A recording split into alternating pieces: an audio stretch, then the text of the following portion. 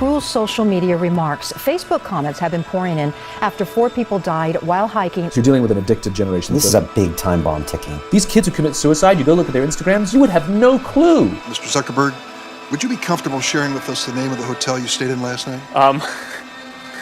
No. People who spend more time on Facebook suffer higher rates of depression than people who spend less time on Facebook. It'll destroy relationships, it'll cost time, and it'll cost money, and it'll make your life worse. Shut the front door! Well, let's start the show. Now, this video is going to start talking about how social media is evil. How your phone, this thing right here, is evil. Now, I'm going to explain to you evil eye. And I'm going to get further along in this video about how things such as TikTok, Facebook, social media, and now YouTube. Now, hope I don't lose you. Follow me as I go along.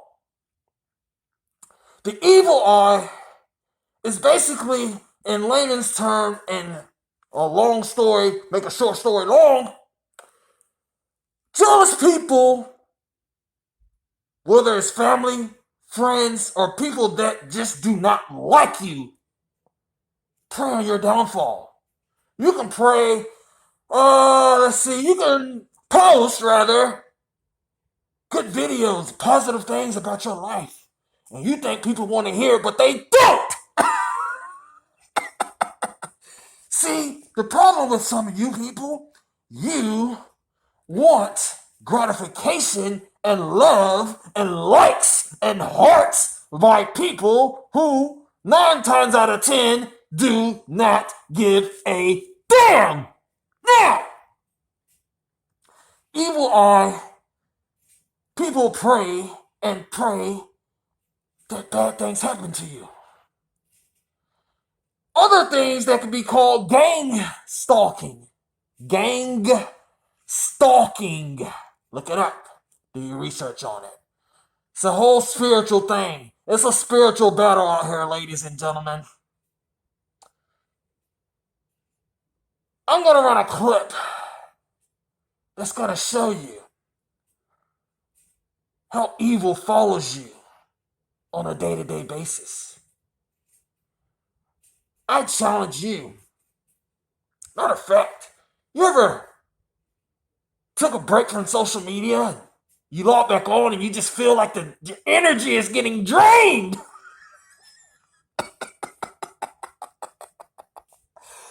Because it is. Things like TikTok, all these challenges, these hashtags, are to keep your face in the phone like this. Now, you ever noticed some of the video games don't even have a pause button anymore? You know why? Because social media is a mind-controlling tool. A hashtag such as Black Lives Matter can go along and trend and everyone will support it because it's being embedded in your brain. Literally. Because your phone is your brain too if you look in your phone 24/7, which most of you do. Now, the whole thing of this social media thing and these challenges is mind control. It's all for your spirit. It's all for your soul. Well, just like we always do on the Odd Debunk Show, I show proof. And I'm going to run this clip. And I'm going to let you decide. You got to stay woke to the bullshit. Like I always tell you, do not believe everything you see on the internet. Take away the antics and get the message and get the heck on. I'm going to run this clip It's gonna scare the hell out of you. It really is. And listen, it's a lot of crazy mess out here that you guys are unaware of. And I'm gonna try to do my best to keep you woke on these things. Hey Albert, run the clip. Shut the front door.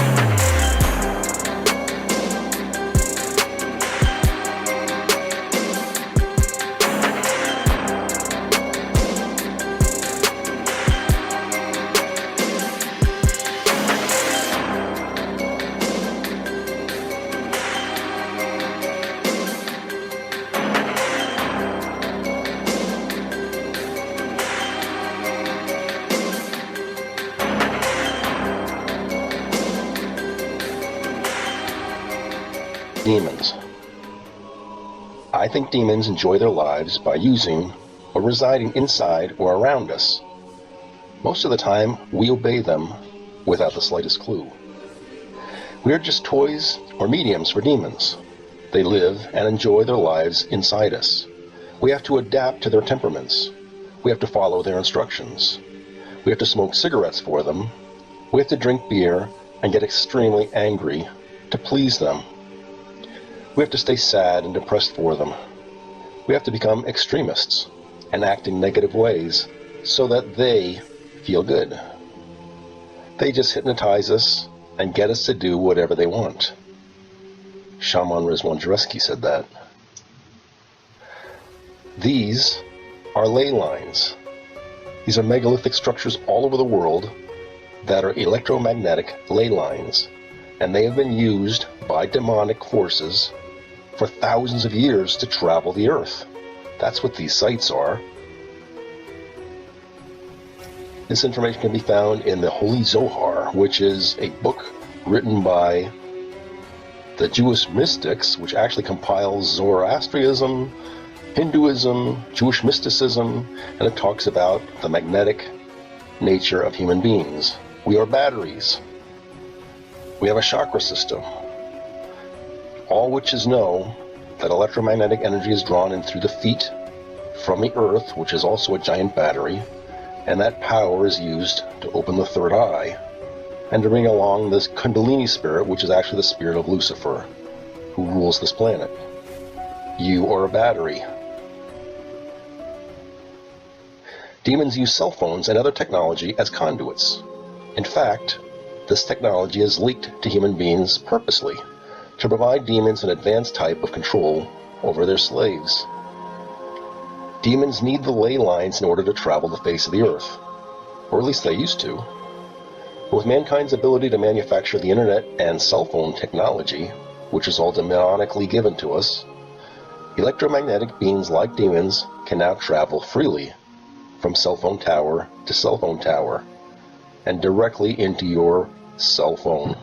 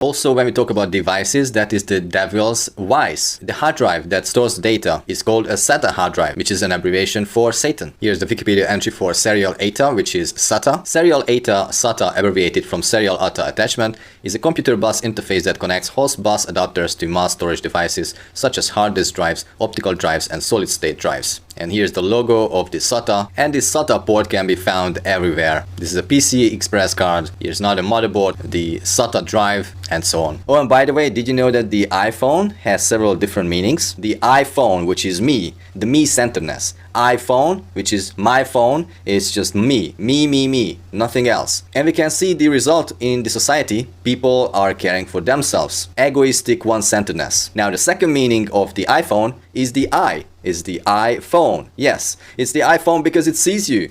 It's tracking all what you're doing. The demons are seeing you, sending it to the ether, and sending it to the warden. Did you know why is it Siri in your iPhone that is communicating with you? Well, because it's your iris. So your iris, your Siri, is answering your own questions through the demons, through the ether. And obviously sending all these signals to the warden, which is God, the dog. And people keep these fucking devices next to themselves and in their pockets, tracking them all the time, listening to their conversation, sending it through the ether, to the warden, to God. It's not very well. We now know that many of the major social media companies hire individuals called attention engineers who borrow principles from Las Vegas casino gambling, among other places, to try to make these products as addictive as possible. We are all vulnerable to social approval. We really care what other people think of us. When you upload a new photo of yourself on Facebook, that's a moment where our mind is very vulnerable to knowing what other people think of my new profile photo. And so when we get new likes on our profile photo, Facebook, knowing this, could actually message me and say, oh, you have new likes on your profile photo. It knows that we'll be vulnerable to that moment because we all really care about when we're tagged in a photo or when we have a new profile photo. I mean, I think we can all feel it. And it's as if we've been infected. It's if they've drilled a hole in the back of our head and now they've injected the virus and now we walk around searching for feedback using social media. We know that engagement with social media and our cell phones releases a chemical called dopamine. Dopamine is the exact same chemical that makes us feel good when we smoke, when we drink, and when we gamble.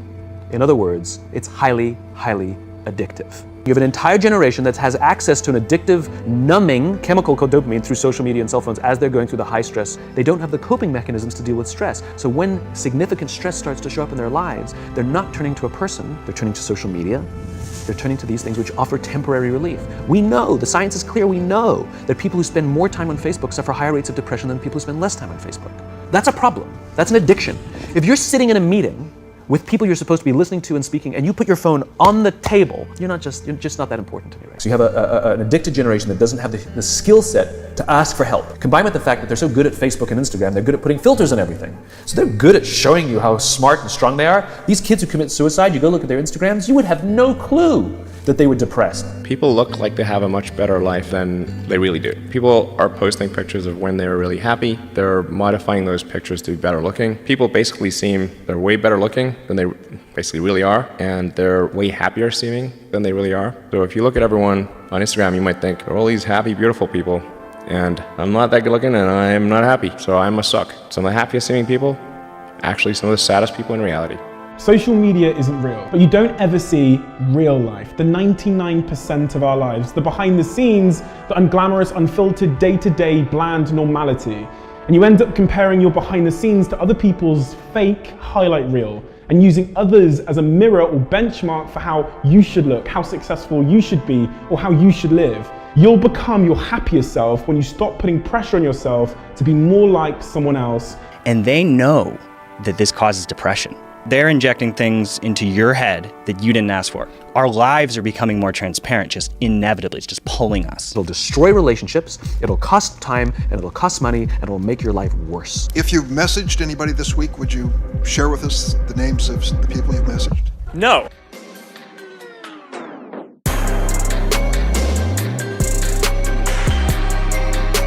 Shut the front door! Stay woke to the bullshit.